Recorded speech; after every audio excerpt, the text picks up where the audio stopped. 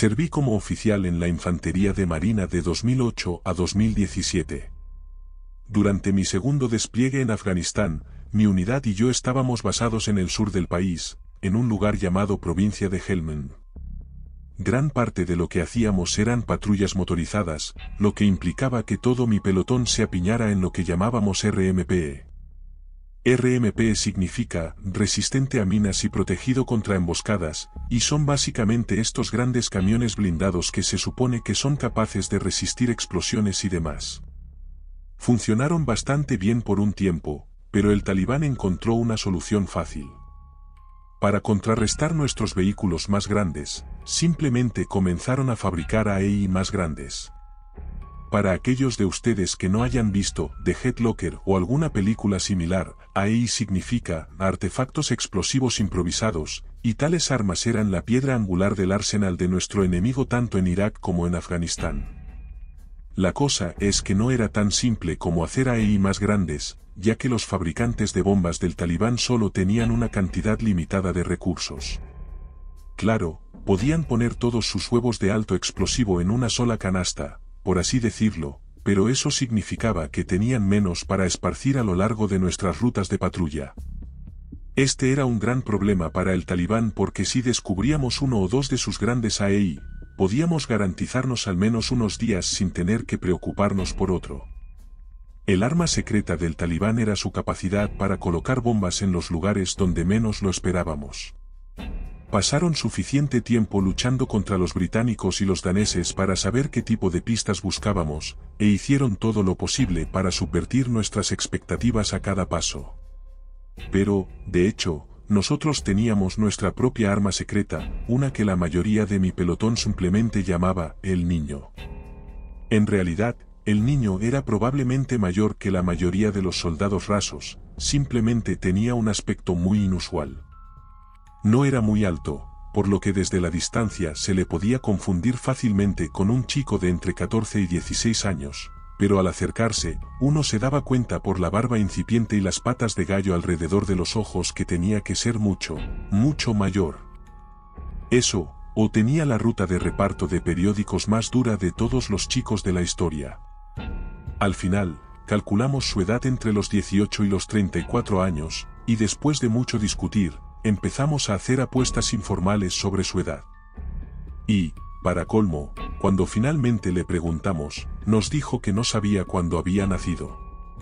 Solo sabía que había nacido en algún momento durante el Ramadán, y que creía que fue después de que los soviéticos se hubieran retirado, pero no podía estar seguro. Algunos de los chicos más jóvenes de nuestro pelotón pensaron que era la cosa más loca que habían escuchado en su vida, y lo entiendo, pero no saber tu propia fecha de nacimiento es algo deprimentemente común en Afganistán. No parece importarles mucho, y se lo pasan en grande en los dos aids, así que los afganos no están precisamente faltos de cosas que celebrar. En fin, la primera vez que lo vimos fue como una semana después de empezar el despliegue. Estaba trabajando en los campos cerca del complejo donde vivían él y su familia extensa, y cuando giramos hacia el camino de tierra que serpenteaba a través de los campos, se acercó caminando para mirarnos fijamente mientras nos acercábamos a él lenta y cuidadosamente. Ordené a nuestro convoy que se detuviera, ya que quería presentarme respetuosamente a mí mismo y a mi pelotón. No era tanto una decisión táctica como estratégica, ya que todavía estábamos muy metidos en la rutina de ganarnos los corazones y las mentes, y nunca está de más intentar ganarse a algunos amigos entre los lugareños con los que te vas a cruzar con regularidad. Teniendo en cuenta que me ponía extremadamente ansioso al desmontar de un convoy estacionario como ese, porque nos convertía en un objetivo jugoso para una emboscada. Pero también pensé que, dado que el chico se sentía tan cómodo acercándose a nosotros, probablemente no había talibanes en la zona. Así que me acerqué a él y le dediqué mi más amable Selam Aleikum antes de que nuestro traductor del pelotón tomara el relevo. A través de él, le expliqué muy brevemente quiénes éramos, qué planeábamos hacer y cuánto tiempo íbamos a hacerlo. También le dije, de nuevo a través del traductor, que si él o su familia necesitaban algo de nosotros, no dudara en acercarse a nuestro puesto de combate, pero solo durante el día, sin nada que pudiéramos malinterpretar como un arma. Durante todo el tiempo, Él simplemente me miró fijamente, como si no me fuera a orinar encima ni aunque estuviera ardiendo. Y cuando di un paso al frente para estrecharle la mano, me ofreció la izquierda. Esto es un grave insulto en muchas culturas orientales, y todo se debe a sus hábitos de baño, bastante anticuados. Verán, sin papel higiénico, se necesita un sistema. Se come con una mano y se limpia con la otra. Y adivinen con qué mano se limpia uno basándose en cuál me ofreció el chico. Exacto, la izquierda, y al ofrecérmela literalmente estaba insinuando que yo era un pedazo de mierda. Pero yo estaba al tanto de esto y no soy de los que se toman este tipo de cosas como algo personal, así que me lo tomé a risa y le dije que no me importaba darle la mano porque sabía lo que estaba insinuando. Tras escuchar mi respuesta a través del traductor, el rostro del chico cambió, y pareció debatirse entre la impresión y el miedo a que me tomara a pecho su insulto. Le dije que no pasaba nada y le ofrecí un poco de Gatorade en polvo como una especie de rama de olivo. Pareció saber exactamente lo que era, y tomarlo fue lo más cerca que estuvo de esbozar una sonrisa. Después de eso, montamos y seguimos con nuestra patrulla. La siguiente vez que vimos al chico fue cuando uno de nuestros centinelas lo vio caminando hacia nuestro puesto de combate con lo que parecía un niño pequeño en brazos. A través del traductor, averiguamos que la niña tenía algún tipo de dolor de estómago, pero después de que nuestro médico le preparara un cóctel de Gatorade y Matrin molido, la pequeña empezó a sentirse mejor y se fueron. Este pequeño incidente marcó un punto de inflexión en nuestra relación con el chico y su familia, y en una semana más o menos, se había convertido en nuestra propia arma secreta. Cada vez que pasábamos por su complejo, el chico nos esperaba, habiendo oído nuestros motores a casi 1 kilómetro de distancia. Entonces corría hacia el convoy, decía sus salams, y luego decía algo en pastún en plan, la zona de Wasirkla está muy concurrida hoy, no vayan allí. Y rápidamente nos dimos cuenta de a qué se refería con concurrida. Y aunque nunca llegaba a decirlo, sabíamos que se refería a la ubicación de los AEI enemigos. Pasamos 36 días seguidos sin un solo ataque con AEI, y eso volvía locos a los talibanes. Solíamos escuchar sus charlas por radio, y se volvían locos preguntándose si los drones los estaban vigilando constantemente. Su frustración hizo que empezaran a recurrir a las armas pequeñas y a las emboscadas con RPG, pero estábamos más que equipados para hacer frente a tiroteos directos como esos, e infligimos un buen número de bajas durante esos 36 días. Y entonces llegó el día en que giramos hacia el camino que serpenteaba a través de los campos del chico y vimos algo en la tierra delante de nosotros, obviamente una especie de objeto extraño al lado de una ruta de patrulla, y vamos a desmontar para comprobar la zona en busca de explosivos. Yo nunca iba en el vehículo de vanguardia en ninguna de estas patrullas, obviamente debido a la amenaza de los ataques con AEI, así que pedí a nuestro RMP más adelantado que vigilara con los prismáticos el objeto que teníamos delante para hacerme una idea de lo que era. Todavía recuerdo cómo sonaba la voz del cabo cuando me dio la respuesta. Recuerdo lo estrecho y caluroso que se ponía en esos RMP, cómo podía saborear el sudor salado en mi labio superior por la cantidad de líquido que estaba perdiendo. Todo es como un recuerdo de cuerpo entero. Y todo lo que dijo en respuesta fue, es el chico. Pensé que había sido claro en el hecho de que lo que fuera que estaba en el camino delante de nosotros era un objeto, no una persona, así que le pedí al comandante del vehículo de adelante que aclarara. Es el chico, repitió. Es su cabeza. El talibán se había dado cuenta de alguna manera de que el chico era la fuente de nuestra información. Supongo que era solo cuestión de tiempo que lo averiguaran, dado el número de ojos y oídos que tienen entre la población local. Lo único que no logro entender es cómo averiguaron que era él. Cuando las operaciones de combate lo permitían, intentábamos detenernos a hablar con tantos lugareños como podíamos, y al final del despliegue teníamos una relación relativamente cordial con la mayoría de los ancianos de las aldeas circundantes. Cualquiera podría habernos estado pasando esa información, así que, ¿cómo demonios averiguaron que era el chico? Es algo que nunca he podido entender y darle vueltas al asunto solo hace que la culpa me corroa aún más. Pero, y esta siguiente parte va a hacer que parezca un completo imbécil, no es la muerte del chico lo que me hace sentir culpable. Me siento culpable porque sé que sin su información, docenas de mis soldados habrían muerto en ese despliegue, y de alguna manera retorcida y enfermiza, eso lo convierte en un daño colateral aceptable. Odio pensar así, pero lo hago. Llámenlo mecanismo de supervivencia, llámenlo producto de un TEP latente, simplemente es lo que es. El soldado que hay en mí dice que murió con honor. Ojalá lo que queda de mi humanidad pudiera creérselo.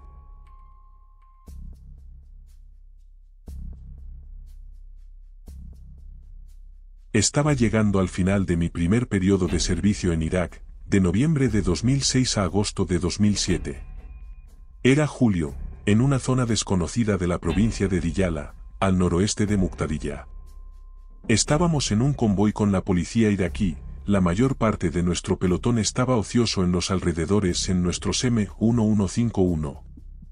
A lo lejos, escuchamos unos disparos de armas pequeñas que nuestro teniente quiso investigar. Yo era el conductor del segundo jefe de escuadrón y Espartaco II generalmente lideraba con nosotros. Nuestro pelotón, que estaba incompleto, con 2 escuadrones en lugar de 3 o 4, se desplegó con 2 camiones adicionales del ejército iraquí y 2 camiones de la policía iraquí hacia los disparos sospechosos. En las afueras del pueblo principal, había un grupo de edificios como si fuera una mini aldea con un camino de tierra y grava de aproximadamente medio kilómetro de largo, con una zanja de drenaje a la izquierda y un canal a la derecha. Aquí es donde el liderazgo falló en varios aspectos.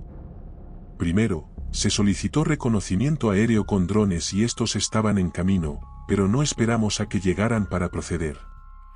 En segundo lugar, los caminos de tierra y grava se evitan en la medida de lo posible debido a la facilidad con la que se pueden colocar y ocultar los AEI. En tercer lugar, se localizó un camino secundario, pero claramente había sido bloqueado intencionalmente, lo que hacía que el camino principal fuera sospechoso y aún más peligroso. Por último, al avanzar por la carretera, la escolta de la policía iraquí afirmó que nos dirigíamos a un bastión de Al-Qaeda y abandonó rápidamente el convoy, lo que finalmente fue ignorado por el teniente. Un UMB del ejército iraquí tomó la delantera, luego mi camión, luego otro camión iraquí, con los 7 camiones estadounidenses restantes avanzando por esta carretera. Aproximadamente a mitad de camino, el camión de cabeza se detuvo por alguna razón. Sin contacto por radio, no teníamos idea de por qué hasta que me moví un poco hacia un lado y vi una zanja al otro lado de la carretera, que permitía el paso seguro hacia adelante. El jefe de mi escuadrón salió para hablar con los iraquíes que estaban adelante e inmediatamente volvió a subirse a un asiento. En ese mismo momento, nos dispararon con armas pequeñas. Saltó de regreso gritando que nos estaban disparando. Fuera de la ventana de mi conductor, vi a 3 hombres aparecer entre la hierba alta a unos 50 metros directamente al lado de mi camión disparando con AK. Mi artillero alertó sobre un camión bombo en la parte delantera cerca del pueblo con una Duska montada, que es como una enorme versión rusa de una calibre 50. Esta era una emboscada en L típica, y yo estaba justo en el centro, sin salida hacia adelante, izquierda, derecha ni posibilidad de retirada apresurada, recibiendo disparos de armas pequeñas y ahora de ametralladora pesada. Mi artillero disparó contra el camión bombo y pude ver cómo la torreta M240 levantaba polvo alrededor de los 3 que estaban disparando a mi izquierda. Simplemente me quedé sentado allí, incapaz de defenderme. Luego vino un estallido, un destello de fuego y humo. Pensé que era un AEI. Sentí un pinchazo en la mejilla izquierda y me la toqué, retirando un guante ensangrentado. Me lo volví a poner y apliqué presión, el entrenamiento se activó de inmediato. Le grité al jefe de escuadrón, estoy sangrando, mientras me preguntaba si me estaba muriendo ya que no sentía dolor. Y sin que yo lo supiera en ese momento, el sistema de extinción de incendios se había activado, lo que provocó que el gas pesado hiciera que nuestras voces fueran súper bajas, como lo opuesto al helio. Fue como una representación cinematográfica de cámara lenta, y mis sentidos estaban completamente alterados. Ya estaba harto de estar sentado en la zona de muerte y comencé a retroceder. El camión iraquí detrás de mí no entendió la indirecta hasta que lo embestí 2 o 3 veces. Finalmente, comenzamos a retroceder lentamente, lo que no es fácil en un camino estrecho, con una mano en el volante con solo un espejo lateral, sin espejo retrovisor y el espejo del lado del pasajero bloqueado de la vista. En algún momento, el médico había corrido hasta mi camión desde atrás para subirse al mío bajo fuego. Logramos mover el convoy lo suficientemente atrás como para que el jefe de mi escuadrón pudiera conducir y el médico pudiera atenderme. Finalmente, salimos de la carretera y regresamos a la base mientras yo enviaba mi propio informe de 9 líneas en el rastreador de la Fuerza Azul. Después de que los médicos me vieran y me llevaran en Black Hawk al centro médico de Bayat, me enteré de que no me había alcanzado una EI. La Duska había penetrado la armadura de mi camión por encima del parabrisas, rebotando en la barra antivuelco junto a mi cabeza, para finalmente romperse y rociar metralla por toda mi cara. Unos centímetros más y podría haber tenido un muñón donde estaba mi cabeza. El trastorno de estrés postraumático sigue siendo un infierno hasta el día de hoy. Y la administración de veteranos dice que lo más probable es que nunca me libere de él.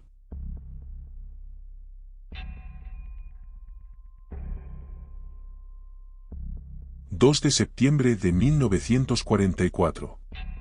El amanecer se extendía sobre el Océano Pacífico mientras un grupo de aviadores de la Marina de los Estados Unidos a bordo del USS San Jacinto abordaban sus aviones, listos para surcar los cielos.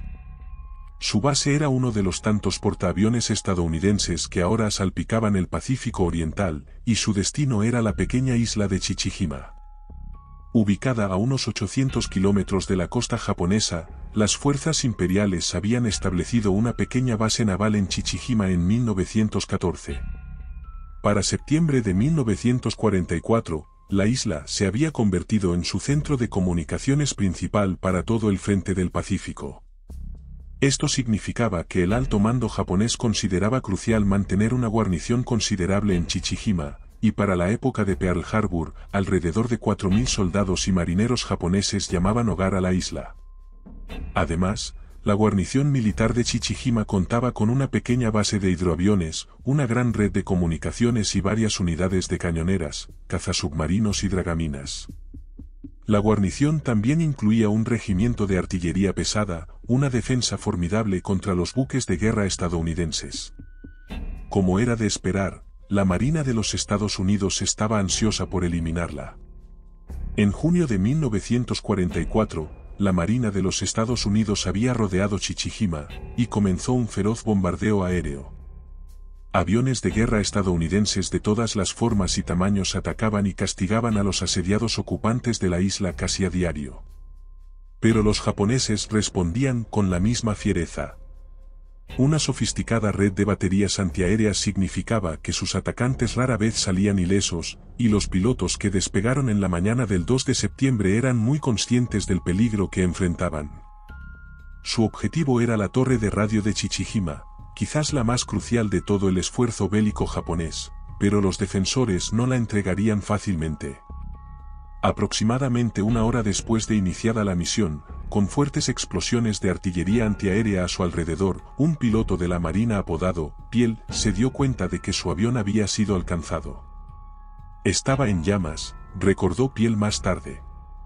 La cabina comenzó a llenarse de humo. Pensé que el avión iba a explotar. Sabiendo que su muerte sería en vano si no cumplía sus órdenes, Piel dirigió su avión hacia la torre de radio, golpeándola con 2 de sus bombas antes de alejarse bruscamente de la isla. Piel quería alejarse lo más posible de Chichijima antes de ordenar a su tripulación que saltara en paracaídas. Cuanto más esperara, menos probable sería que los capturaran. Finalmente, cuando parecía que el avión podría romperse en cualquier momento, cada hombre tomó un paracaídas antes de saltar del avión en llamas hacia el océano. Una vez que el paracaídas de Piel se abrió, esperaba ver a sus camaradas flotando a su lado. En cambio, observó con horror cómo se agitaban impotentes en el agua, mientras las lanchas de intercepción japonesas corrían hacia su posición. Sabía que estaban condenados a ser capturados, pero no tenía ni idea del horrible destino que les esperaba. Cuando Piel tocó el agua, las lanchas rápidas japonesas rugieron tras él, y tuvo que nadar con todas sus fuerzas para poner distancia entre ellos. Estaba llorando, vomitando y nadando como un loco, recordó Piel más tarde. Podría haber llegado a los Juegos Olímpicos ese día porque teníamos que salir de allí. Piel se dio cuenta de que era solo cuestión de tiempo antes de que los barcos japoneses llegaran a su posición. Sin embargo, para su alivio, un pequeño escuadrón de aviones de combate estadounidenses apareció y se abalanzó sobre sus potenciales captores, ahuyentándolos con un torrente de fuego de ametralladora. Al momento siguiente, Piel se encontró con la visión de un submarino emergiendo. Vi esta cosa saliendo del agua y me dije, Dios mío, espero que sea uno de los nuestros, recordó Piel. Su racha de suerte había continuado. El submarino era el USS Fimbulk, y después de ser sacado del océano, el agotado piloto pronunció solo 4 palabras, feliz de estar a bordo. Tras su milagrosa hazaña de supervivencia, Piel se convertiría en el 41º presidente de los Estados Unidos, George H.W. Bush. Sin embargo, a pesar de alcanzar el cargo más alto del país, Bush nunca olvidó a los aviadores que no regresaron a casa ese día, no solo por su sacrificio, sino también por los horrores que sufrieron. A diferencia del propio Bush, sus camaradas no pudieron evadir la captura. Fueron sacados del océano por marineros japoneses, atados y llevados de regreso a Chichijima para enfrentar su destino. Estos mismos aviadores habían estado bombardeando Chichijima durante meses, así que como pueden imaginar, no se les mostró ni una pizca de misericordia. Los japoneses ya eran tristemente célebres por su trato diabólico a los prisioneros enemigos, pero incluso para sus estándares habituales, el destino de los antiguos camaradas de Bush padre fue atroz. Para satisfacer la sed de sangre de los asediados soldados japoneses, 2 de los aviadores fueron decapitados con una espada samurái momentos después de pisar el muelle. El resto fue llevado al centro de detención de la guarnición, donde cada uno fue sometido a métodos de tortura terriblemente dolorosos. Los registros de la posguerra indicaron que los japoneses no estaban interesados en extraer información útil de sus cautivos, y simplemente usaron la tortura como un medio para vengar a los camaradas asesinados por las bombas estadounidenses. Uno por uno, los aviadores capturados fueron vendados, sacados de la cárcel de la isla y ejecutados por una variedad de métodos espantosos. Según los informes, el operador de radio del avión se vio obligado a cavar su propia tumba antes de ser vendado y decapitado. Un mecánico fue apuñalado hasta la muerte en el transcurso de horas, y sus verdugos usaron nada más que palos de bambú afilados como lanzas. Otro fue golpeado hasta la muerte con un garrote de madera, y su verdugo tuvo cuidado de comenzar con las piernas del hombre para que sintiera cada hueso de su cuerpo romperse antes de que finalmente recibiera el golpe mortal. Lo que ocurrió ese día es casi demasiado aterrador para concebirlo, pero la verdad era que el horror apenas comenzaba. Para septiembre de 1944, Chichijima había estado sitiada durante meses. Una combinación mortal de submarinos estadounidenses y bombarderos torpederos aéreos provocó que cada vez llegaran menos alimentos a la isla, lo que significa que la guarnición japonesa estaba al borde de la inanición. Una vez que todos los prisioneros estadounidenses fueron ejecutados, un ayudante del comandante de la isla se le acercó con una sugerencia. Explicó que había una forma de conservar la energía requerida para enterrar los cadáveres de los prisioneros y al mismo tiempo reciclarlos para extender el suministro de alimentos de la guarnición. La situación no era de ninguna manera ideal, pero también era extremadamente desesperada. Entonces, en una decisión que demostró ser tan metódica como fría, el general Yoshio Tachibana ordenó a sus hombres que cometieran canibalismo. Los hombres de la guarnición de Chichijima eran veteranos endurecidos, cada uno dispuesto a obedecer cualquier orden que se les diera al servicio de su divino emperador. Pero cuando se les ordenó descuartizar, cocinar y consumir los cadáveres de sus prisioneros estadounidenses, incluso el más fanático de los soldados japoneses dudó en obedecer. Para persuadirlos, el general Tachibana se vio obligado a pronunciar un discurso en el que los instó a mostrar un espíritu de lucha, y una vez que quedó claro que no llegarían más suministros a la isla, Los cirujanos de la guarnición comenzaron la espantosa tarea de diseccionar a los prisioneros. En el transcurso de las siguientes horas, los cirujanos de combate japoneses extirparon el hígado y los músculos de los muslos de los soldados, que luego fueron cocinados y presentados a los oficiales de la guarnición con una guarnición de verduras y salsa de soja. En su juicio por crímenes de guerra, el almirante Mori Kinazomori testificó más tarde que un chef había perforado el hígado con palos de bambú antes de cocinarlo y no se mostró arrepentido en absoluto cuando explicó que el hígado era un manjar con poderosas propiedades nutricionales. El mayor Sueon Toba, otro de los oficiales que participó en el canibalismo, también defendió sus acciones durante su juicio, alegando que estos incidentes ocurrieron cuando Japón estaba sufriendo derrota tras derrota. El personal se emocionó, se agitó y hirvió de rabia incontrolable. Teníamos hambre. Apenas sé lo que pasó después de eso. Realmente no éramos caníbales. Tras el cese de hostilidades, los oficiales japoneses responsables del incidente de Chichijima admitieron sus atroces actos en juicios por crímenes de guerra en Guam. En ese momento, los aviadores que habían sido asesinados y consumidos figuraban oficialmente como desaparecidos en acción, y sus familias aún rezaban por su regreso a salvo. Entonces, cuando se confirmó que los desaparecidos habían sido víctimas del canibalismo, el alto mando estadounidense se enfrentó a una decisión difícil. Decirles la verdad a las familias y traumatizarlas aún más después de una larga y desgarradora ausencia, u ocultársela y negarles el cierre. Al final, las autoridades competentes optaron por etiquetar los relatos de las últimas horas de los hombres como de alto secreto. La historia completa de lo que se conoció como el incidente de Chichijima siguió siendo un secreto celosamente guardado hasta 2003, cuando el autor James Bradley publicó su libro, Pilotos de combate, una historia real de valor. El propio George Bush desconocía el destino de sus camaradas y se dice que se sintió visiblemente afectado cuando se enteró de la forma en que murieron, incluso si la noticia llegó más de medio siglo después del hecho.